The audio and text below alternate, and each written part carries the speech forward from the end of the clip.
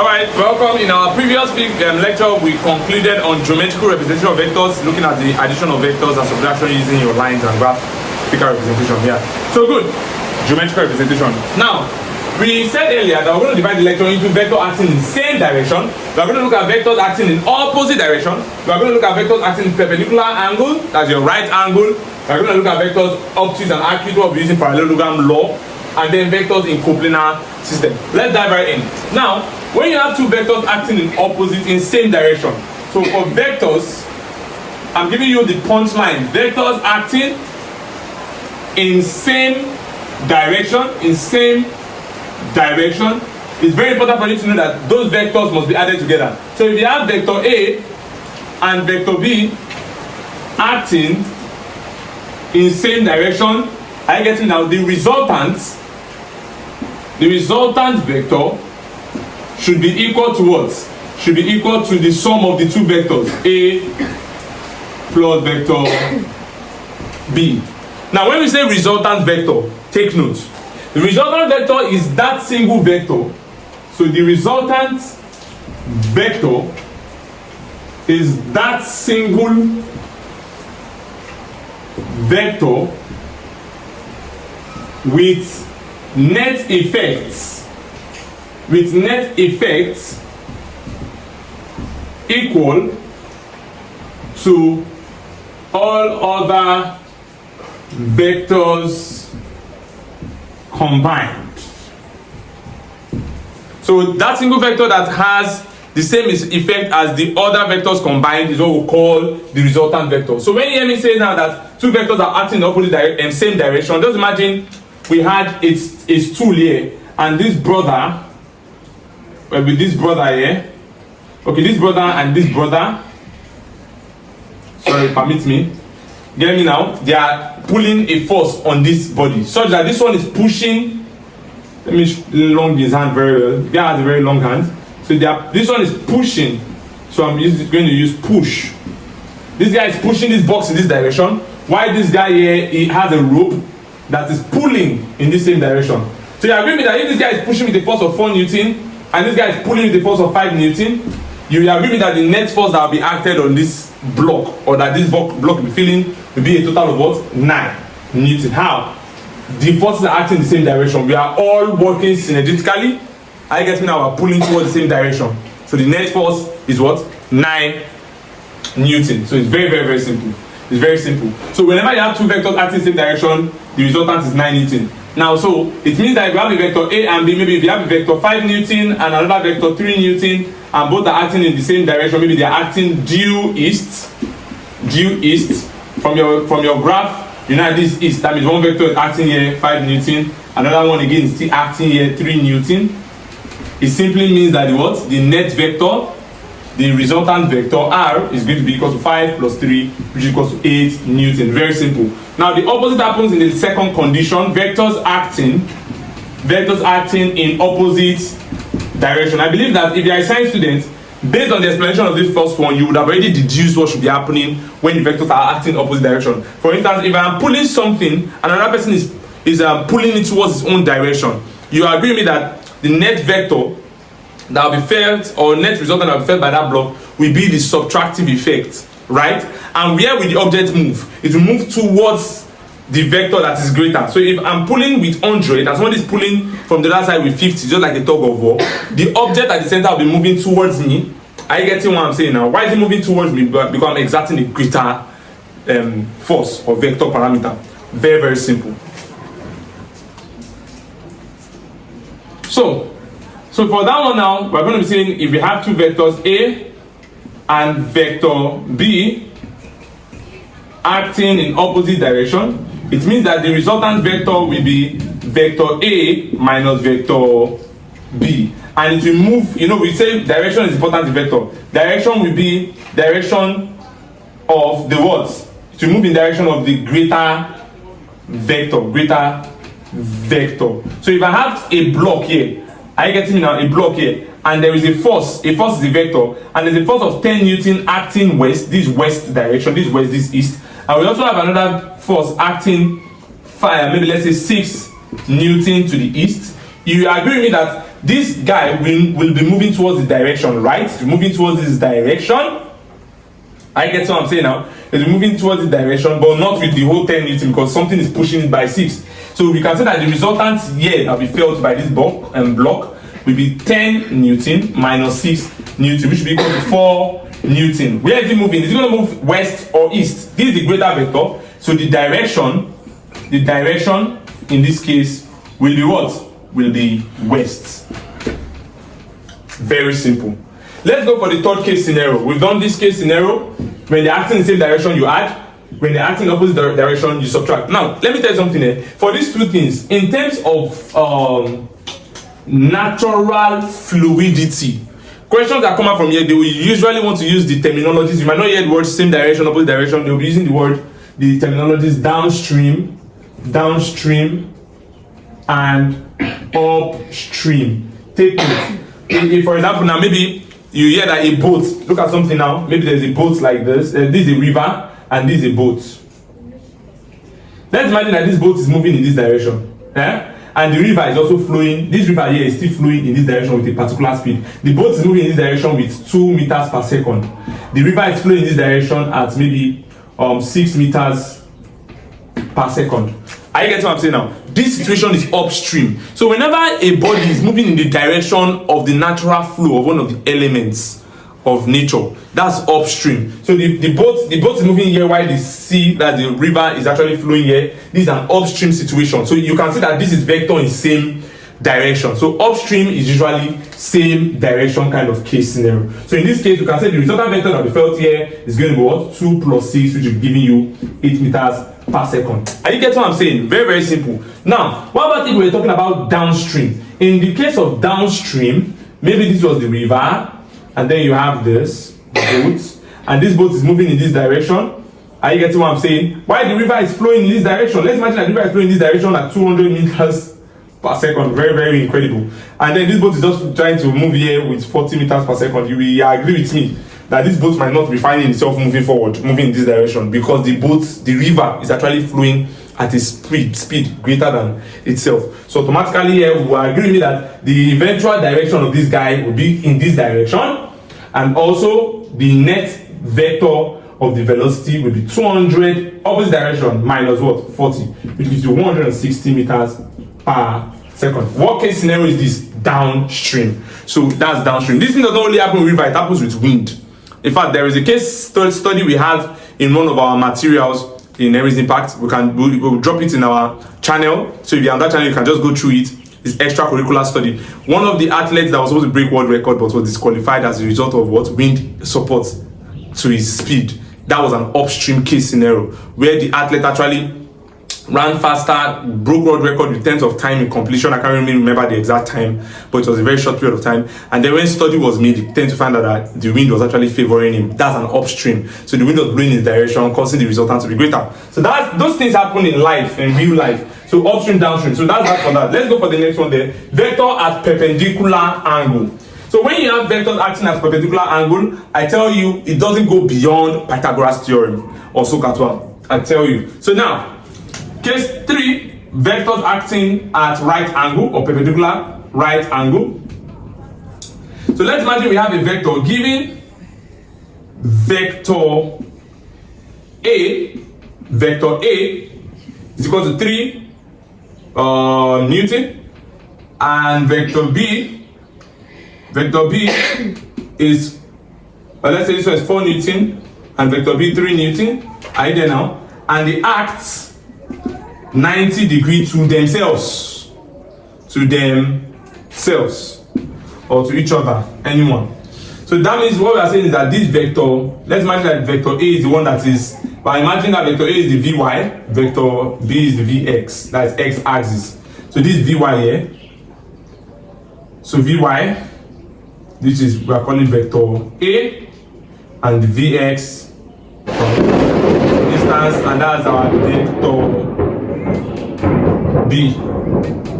So the point there is this: your resultant vector is that vector that moves, that comes in between these two. So it comes in between the two vectors. Yes. So let me use a different color for the resultant. So you have this. You have this. You agree with that? Based on the parallelogram law, this is not a parallelogram, I know, but it turns out that based on the parallelogram law, in fact, the square is actually scientifically a parallelogram as well, but let's not go there. This should be equal to this. That means if this is A, this will also be what? A. Yes. And this is your resultant. This already looks like your what? This is already looking like your right angle triangle. And if I was asking you to get your R, what would that be? If I was asking you to get your R, what would that be? It simply means that, if you notice, something happened there. The head to tail stuff we did earlier. You can see? This is VX, head to tail, head. You can see the tail, head. Then the resultant is joining the tail to the head of the final vector. So these things actually work. So what can we bring out from here? We already know that to get our R, we use Pythagoras theorem. R squared is equals to A squared plus what? B squared. Which you can also represent as R squared is equal for formula basis. We write it like this. So that's your resultant. So you can sum that into this. R equals to the square root of Vy squared plus Vx squared. Very, very, very simple. It's very, very simple. It's not more complex than this. Now, that is for resultant. Students, you don't have a problem with direction. When you are asked for the direction of the vector of the vector is always the angle all through our vector class. Let me write it in bold here in capital letter so you can remember. The direction of a vector, direction of a vector. That means asking you to what direction does it act. The direction of the vector is the angle. That angle from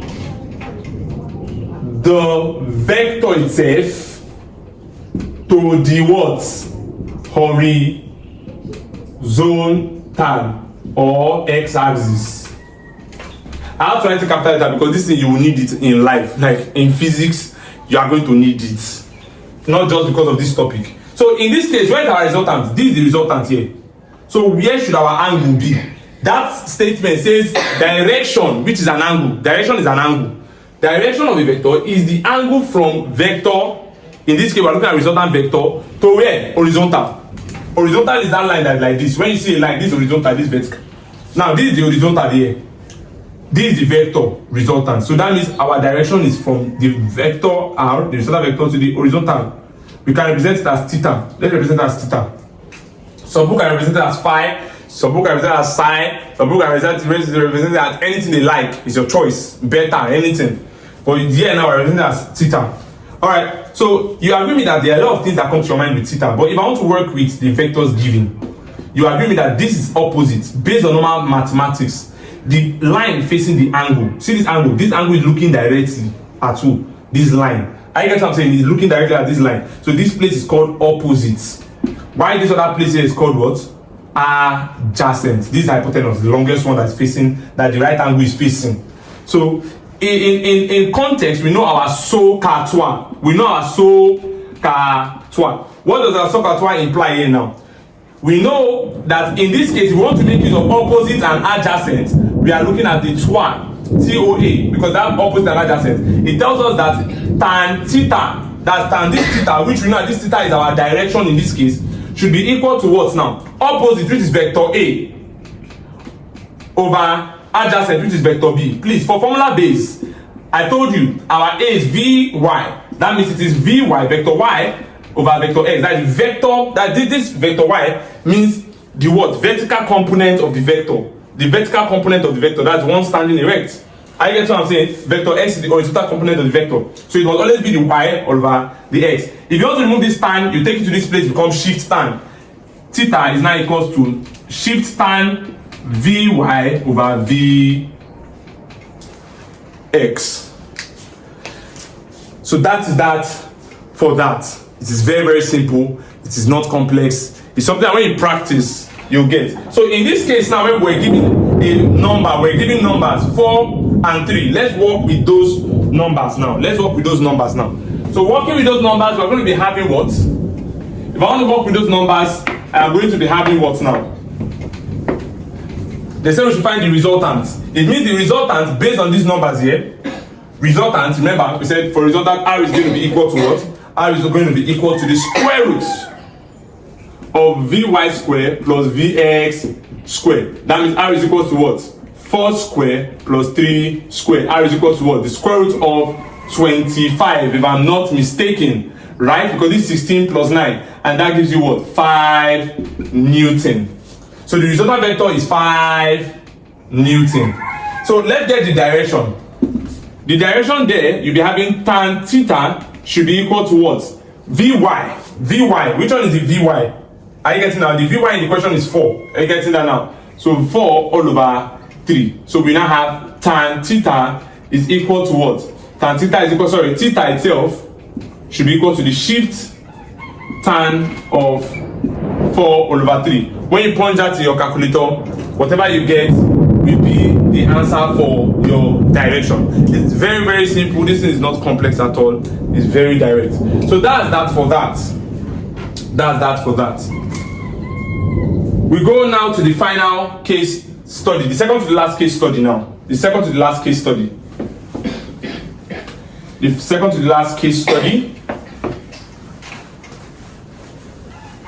And what's that?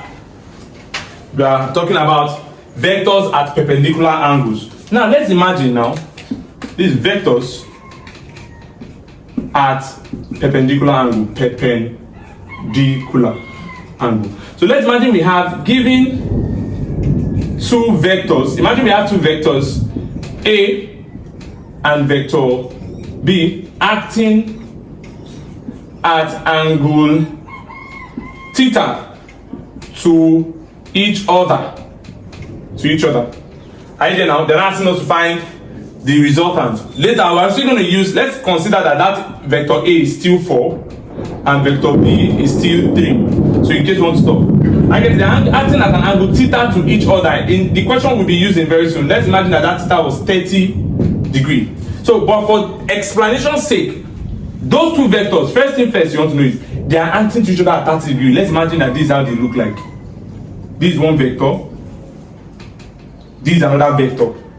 Let's imagine that this one is the vector A. Vector A, and this one here is vector B. They are acting to each other at what angle? At theta. The angle name is theta. Now, what did I tell you? In parallelograms law, the resultant is usually the line that is drawn in between the two vectors. So we are coming in between the two vectors with a line. I get what I'm saying now? With a line. This line becomes our resultant vector. This line will represent our vector A plus B, which is the resultant vector. Now look at this. I told you that whatever you have here can be repeated here based on parallelogram. The line here is equal in magnitude and even direction to the line at the other side. So you have something like this. So they are parallel. That's what I'm trying to say. They're parallel. Based on parallelogram. If you look carefully, you will agree with me that this thing has repeated what we did in head and tail. This is tail, head for vector B. Sorry, this is vector A now, because this is vector A, so it's vector A that is here. What you have here is what you have here. So vector A, you can see vector B, tail to head. Vector A started tail also to head. The resultant is joining the tail of the first one to the head. So you can see that that works here. It means this vector here is your what? Is your vector A plus B. That tells you another name for this vector A plus B is usually what? Resultant vector. That's why the name says is equal to all other vectors combined. I get to the concept here now. This is very, very, very simple. It's not Herculean. It's not Herculean. Now, based on what we have there, parallelogram as a mathematical shape makes us understand that whatever angle you have here and that angle you have here summed together should give you 180. They call it what? Supplementary angles. Base angles of a parallelogram are supplementary. So it means if here is theta, this place here, which is in the triangle we need, we are working with this triangle. If here is theta, this place in the triangle we need should be 180 minus theta. I will bring out the discrepancy with this write-up in different textbooks. In some textbooks, what I'm about to write now, there's a way they will write it. It does not mean they are wrong. I get it now, and there's a way we will write it. It does not mean that we are wrong. Both are correct, give you the same words, the same answers. Now, let's wipe off this. So I want us to now imagine that we are working with just that triangle that is here. Just look at this triangle. If I should ask you, where is our direction? Where is the direction for this resultant vector? I told you from what I cleaned now, the direction is the angle between what and what? The resultant and the horizontal. This is the horizontal here. That means our angle, our direction is from this resultant to this horizontal. That means that's where we label as our resultant. Let's just call it, for the sake now, let's just call it phi. Let's call it phi. Now, we have this as our direction. So we need to look for what this thing is and want to know what this resultant is. In parallelogram law, we use cosine rule and sine rule. You need to write that down. In parallelogram law, cosine rule is used to obtain your what? Your resultants. While sine rule is used to obtain direction. Very, very key. And in mathematics, if you didn't know before, I will tell you now. The cosine rule simply works in this format. That resultant R square should be equal to, it looks like your Pythagoras. If it's a Pythagoras, maybe you do a square plus b square, right? We're doing that again. A square plus b square. Now this is where the differences are. I'm writing the two ways you can write this thing. Or R square is equal to a square plus b square. So the two ways you can write this formula down. See, don't be confused and do nonsense in the exam. This is very, very important. If you make an error with this next thing I'm going to write in front of these two places, you're going to be getting your answers wrong. Now, you want to make use of this one up, where we're using minus. You are going to be writing minus 2ab cos, open brackets. When you're using minus, it means you want to be taking into consideration this angle that was here. That means this angle we got based on the base angle of the parallelogram, which is 180 minus theta. So I'm going to write it cos 180 minus theta. If I don't want to use minus, I want to use plus. That will be plus 2ab as usual again. 2ab, you understand, plus 2ab. Cos, if I want to use plus there, you are going to be using just the theta. That means that angle that was between them. That angle that was between them. So it's just plus, cos theta, not 180 minus theta. Any of the two you use will give you the correct answer. Very, very direct. So that is that for that. Let's now imagine I wanted to solve based on these numbers that we're given, and I'm going to be using the upper one. So my resultant would have been what now? R square is equal to what now? Our A was how many? 4. So I have 4 square plus B is 3 square. 2 times 4 times 3 cos 180 minus theta was what? 30. So I'll be minus 30 here. Alright, good. So I'll be having R square is equals to 16 plus 9 minus what? This is this gives me 24 cos, I have cos 150 here now. So I'm having R square is equals to 25 minus 24 cos 150. If you use this formula, you can even use this now in your notes as science student and see you get the same solution. So our R square now is going to be equal to what? So when you do that, it gives you 4.216 Newton. Then we're going to take the square root, of course. So square root of 4.216 gives you what? Square root of 4.216 gives us 2.053. And that's that for that. Now, if you're going to get your direction, this is for magnitude, right? So if you wanted to get your direction right, you want to get your direction is simply going to be based on sine rule. And now we know the resultant. Look at something. The resultant has been gotten to be 2.053 Newton. So the sine rule there is just going to be saying sine of this angle that is here, and this angle here is 180 minus 30 now, which is 150. Sine of this angle over this magnitude is equal to, let me just put it this way, sine A over A is equal to what? Over small letter A is equal to sine B over B is equal to sine C over C. So in this case here, you can also say A over sine A equals to B over sine B. It's not wrong. So don't go and be thinking in the exam, which one? Is it this one? Or don't waste time thinking that anyone works. So in this case here now, I want to get this angle. This is what our plan is, to get this one, right? To get this one. And I know that this A in this question has been given to us as 4. And this B is 3. So I can just easily tell myself that, okay, therefore, this A does not mean the angle A. A here is the angle. So in this case here, this is the angle. So I'm going to be saying sine phi, which is my direction, divided by this small letter A means the side that owns that angle. So which side owns this angle I'm dealing with here? The side that owns this angle is this side. Is this side that owns this angle, which is 4. So all over 4 is equal to, what angle is here? 150, because we know here is 30 in the question. So 180 minus 30, 150. So I'll come here and write sine 150 divided by what?